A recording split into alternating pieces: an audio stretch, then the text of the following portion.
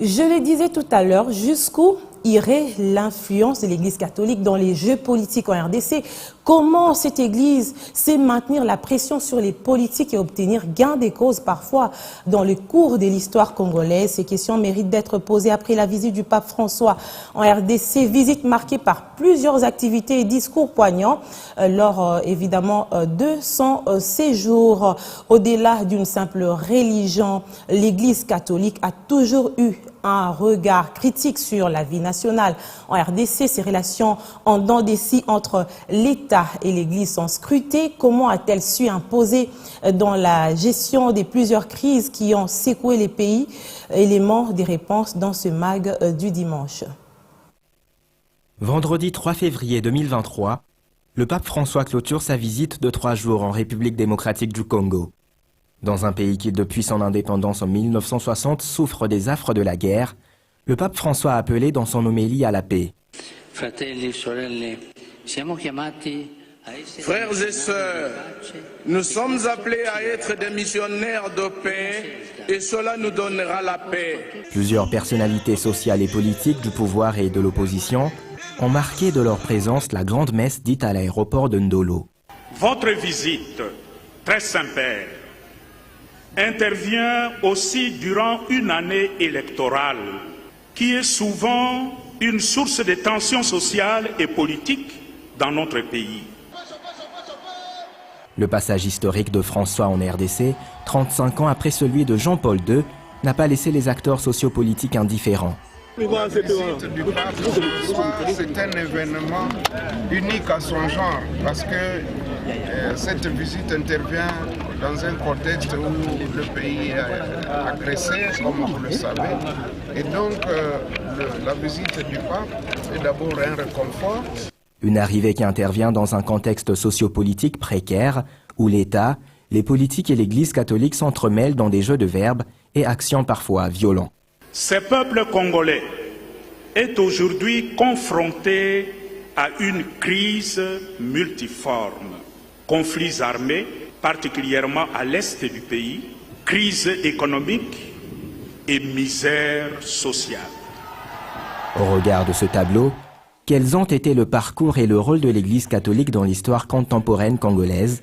Le catholicisme tire-t-il sa légitimité du fait que le pays soit majoritairement structuré à partir d'un socle religieux?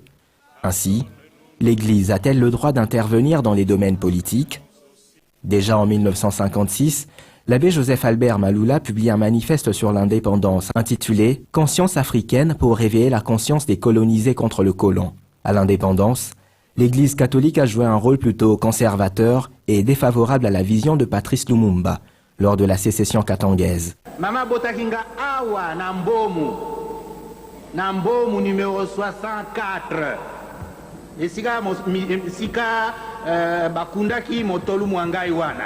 Après l'indépendance, le président Mobutu se retrouvera constamment en confrontation avec une église catholique incarnée par le cardinal Maloula, qui a remis courageusement en question certains aspects de la politique de l'authenticité voulue par le président Mobutu Sese Seko, une position qui a valu l'exil au cardinal. En 1991, l'évêque Laurent Monsengo est élu à la présidence de la CNS, la Conférence nationale souveraine. Son profil semblait répondre aux aspirations démocratiques et libérales du peuple congolais. Le cardinal Monsengo, d'abord président de cette conférence, puis du Haut Conseil de la République Parlement de transition, se positionnera par la suite comme médiateur dans le combat des chefs entre Mobutu et Étienne Tshisekedi. Peuple zaïrois, avec les richesses dont tu disposes, tu devrais pouvoir non seulement assurer une vie décente, mais aussi être en mesure d'assister les populations des pays pauvres et démunis de notre nation.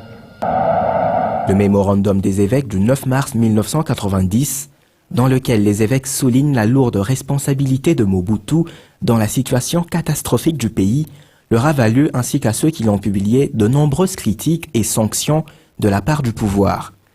Cela a abouti à une ferveur populaire dans la marche chrétienne de 1992, dite Marche de l'Espoir. La CNS, dans son élan de popularité, fut jugée menaçante par Mobutu, qui finit par la suspendre en 1992. En réaction, citoyens, intellectuels, Professeurs d'université et étudiants universitaires de Kinshasa montent au créneau et créent le premier mouvement du Comité laïque de coordination.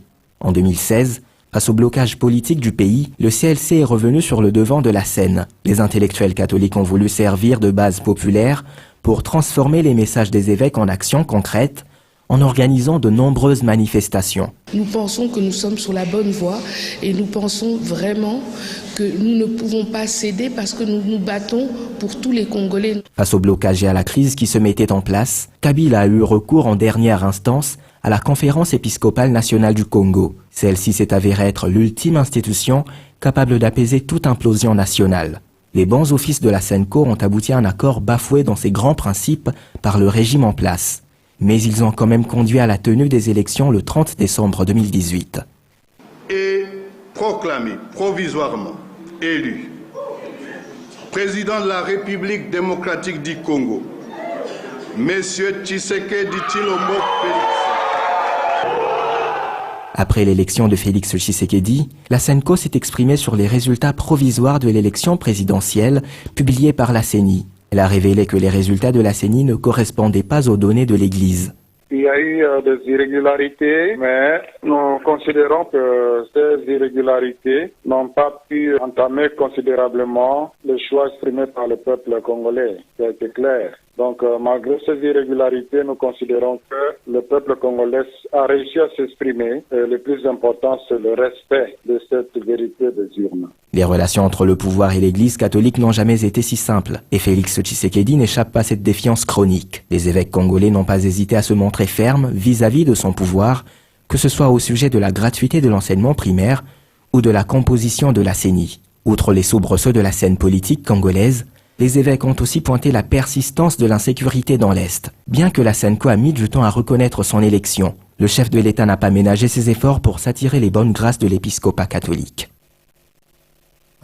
Avant de revenir sur ces relations entre l'État et l'Église, Monsieur Nemoyato, qu'est-ce que vous retenez de la visite du pape en République démocratique du Congo? Merci beaucoup, madame. Avant de répondre, je voudrais en toute simplicité, quoiqu'en retard, présenter mes vœux le meilleur de Nouvel An à Biwan, à toute cette équipe de Congolais compatriotes qui contribuent, n'est-ce pas, au débat politique, et je suis heureux d'être invité ce soir. Je voudrais tout simplement dire par rapport à ça que la visite du pape doit s'inscrire dans le cadre de la diplomatie agissante que effectue le président de la République, le président Fachi, comme on l'a dit. Parce que c'est depuis 1985 que la RDC a reçu la visite de Saint-Père Pape Jean-Paul II, d'heureuse mémoire, et c'est 38 ans aujourd'hui, après, le fait que le pape est invité par le chef de l'État, je me réjouis de constater que le gouvernement de la République s'est impliqué et s'est associé à l'annonciature et la SENCO et même la société civile, au point que l'organisation de l'accueil du pape était impeccable. Nous devons, comme Congolais, nous tous, être heureux que notre pays soit finalement devenu un pays fréquentable. Mais en tant que chrétien, ce que je retiens de la visite du pape, j'ai beaucoup aimé l'image.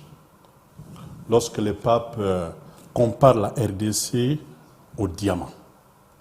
Mais il est allé très loin pour dire que malgré que le diamant soit une mine qui est appréciée de tout le monde, mais le peuple congolais, lui, a une valeur plus précieuse que le diamant. Et que pour l'Église catholique et pour lui-même le pape, il compte beaucoup sur l'avenir de la RDC. Chaque message du pape a été contextualisé selon qu'il s'est retrouvé à un endroit où son public. Mais est-ce que vous pensez qu'aujourd'hui, il a parlé de l'amour, il a parlé de la paix, de la réconciliation, et aussi, surtout, il a dénoncé les mots qui rongent la société congolaise ou l'Afrique de manière générale, la corruption, les détournements. Est-ce que vous pensez que ces messages ont été intériorisés par cette population qui suivait le pape minute par minute? En toute modestie, je dois dire que le discours du pape, c'est un discours savant. Il faut qu'on ait du temps pour l'analyser et sortir les grandes lignes. Parce que jusque ce matin, je passe mon temps à lire et à comprendre ce discours. Par exemple, le pape dit que retirez vos mains de la RDC, de l'Afrique. La RDC n'est pas une mine à exploiter, encore moins une terre à dévaliser. Je pense que le gouvernement avait besoin de ce type de message. Et la population? Le gouvernement, la population, bien entendu, par rapport aux atrocités que nous sommes en train de connaître. N'est-ce pas? C'est l'occasion pour que nous puissions capitaliser ces discours qui ne viennent pas de moi, encore moins de toi, ça ne vient pas de Fachi, mais c'est un discours qui est fait dans toute neutralité par une personne qui vit en dehors du Congo, qui s'adresse notamment à la communauté internationale, retirez vos mains de la RDC. Ce n'est pas une mine à exploiter, encore moins une terre à dévaliser, parce qu'on veut dévaliser nos terres. Donc, la diplomatie congolaise doit se saisir de ce discours pour l'intérioriser et le mettre dans la stratégie de lutte contre toutes les atrocités que nous sommes en train de On a suivi ce dossier avec vous, un rappel historique sur évidemment les relations entre l'Église catholique et l'État. On l'a vu depuis l'indépendance et même avant l'indépendance, l'Église avait déjà ses mains et était bien implantée en République démocratique du Congo. Et ce cours de l'histoire parfois prête à une confusion. C'est quoi le rôle de l'Église? Un rôle de médiation, un rôle d'activisme, un rôle de politicien. On a parfois une certaine confusion et ces relations à dents des scies parfois mettent en mal certains croyants. Oui, en fait, je dois tout simplement dire que depuis tout le temps, depuis même la période coloniale, jusqu'à aujourd'hui, l'Église UGB, l'État congolais, a toujours eu des relations privilégiées avec l'Église catholique. D'abord pendant la colonisation, il faut le dire parce que c'est de l'histoire, c'est grâce à l'implication de l'Église catholique que les Belges ont réussi à coloniser ce pays parce qu'il y avait une sorte de ce qu'on a appelé la trinité coloniale. C'est-à-dire qu'il y avait l'État belge, il y avait l'Église et il y avait aussi le secteur privé, les entreprises privées européennes. Ils ont fait cette trinité pour... Et l'Église avait reçu un bon financement de la part de l'État belge. Bien entendu. Donc déjà pendant la période coloniale, le Congo, l'État a toujours eu des relations privilégiées avec l'Église. Mais après l'indépendance, lorsque vous avez des relations avec un ami, même dans un mariage, il y a toujours des problèmes. Il n'y a pas une seule relation où il n'y a pas de problèmes dans une relation. Donc, vous dites bien que les relations évoluent en date d'ici. Parfois, on est bien, comme maintenant, on a vu, je viens de le dire. Donc, selon vous, l'Église catholique joue bien son rôle en remettant parfois l'État à l'ordre, en organisant par exemple des marches, pour dire non à certains faits, pour dénoncer, l'Église joue son rôle. Je suis chrétien catholique. Je pense qu'on ne peut pas empêcher l'Église catholique de jouer son rôle. C'est au centre du village, c'est le témoin de ce que les politiques font. Sur ce bien, l'Église donne toujours des compliments. S'il y a des erreurs, il y a des choses discutables, je ne reproche pas à l'Église d'avoir des fois haussé les tons pour dénoncer les dérapages politiques. Mais pourquoi c'est une pilule que l'État a du mal à avaler, quelquefois? Toutes les fois que l'État a des problèmes, parfois c'est l'État lui-même qui fait appel à l'Église. Vous venez de montrer les images de Monseigneur Monsengo tout à l'heure, président de la Conférence nationale souveraine. Même avant les élections qui ont plébiscité le président Fachi à la tête du pays, il y avait eu les accords de la Saint-Sylvestre. Ça a lié, les négociations politiques ont lié au centre interdiocésain. Donc l'État doit quand même avoir la reconnaissance vis-à-vis de l'Église que toutes les fois, parfois l'État est en difficulté, il fait appel à l'Église. Ce n'est pas une honte. Et l'Église le fait avec beaucoup d'amour parce que même si elle-même ne fait pas la politique active, mais il faut aider la société à bien Certains diraient que c'est évoluer. parce que l'Église aussi a des des avoirs, on sait à quelle hauteur, en termes d'école, en termes d'infrastructures, en termes d'investissement. Et tout ça, il faut protéger. Pour protéger, il faut s'impliquer, même si c'est de manière tacite. L'Église catholique, c'est une église de développement. Une église de développement qui accompagne. L'Église elle-même est partenaire à l'État par rapport au processus de développement. Quand l'Église, il construit les écoles, les hôpitaux, c'est pour résoudre les problèmes sociaux, alors que ça entre dans les cahiers de charges de l'État.